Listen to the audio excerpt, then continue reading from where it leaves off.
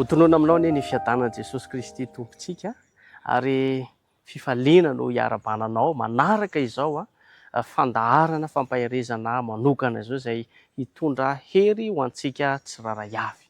Misy fotoana isika indraindray dia mila ho kivy mihitsy ary mila ho ketraka mihitsy eo am-piandrasana valim-bavaka anankiray, eo am-piandrasana vahaolana anankiray ary amin'ny fanaranan'Andriamanitra dia tena ilaina tokoa ny faharetana raha lasana bavy malala.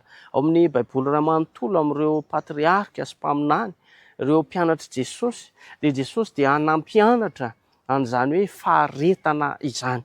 Ao amin'ny Hebreo 10:17 andeha ho vakiantsika isotomantsika lesona fohy amin'ny teny ity manao hoe aoka ho azaontsika mafy ny fanekena, ny fanantenana mba tsy hosongozonany.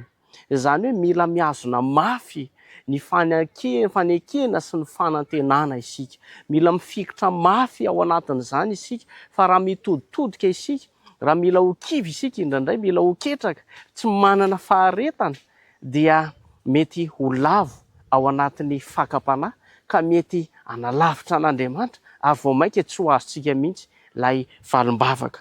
Fa ny tenin'Andriamanitra amin'ny teny ity hoentiko hampaherezana anao dia mampianatra anao manokana izy mba hiazonanao mafy an'izany fanekena sy fanantenana izany.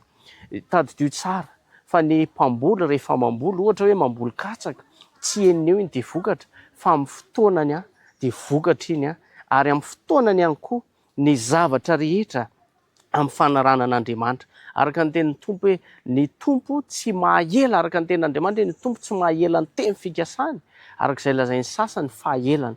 Fa amin'Andriamanitra mila manana faharetana isika. Zava-dehibe ny faharetana, arak'ilay ohatra nomeko antsika tsiraray avy teo. Koa mampahery anao andao anao fanandramana hatrany miaraka amin'Andriamanitra, ary aoka tsika hanana faharetana sy fahatokinan'Andriamanitra ary fikitra ao amin'ny tenin'Andriamanitra, ary izany zavatra izany dia hitarika antsika tsiraray avy ao anatin'ny fanantenana, hitarika antsika tsiraray avy ao amin'ny fibanjinana an' Jesosy Kristy.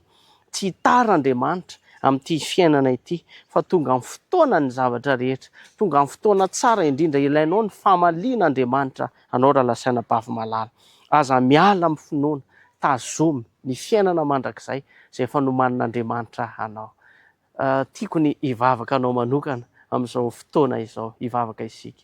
Andriamanitra, isaoranay ianao satria tsapanay fa tia anay ianao. Misaotra anao izahay satria niteny taminay indray ianao tamin'ity anio ity.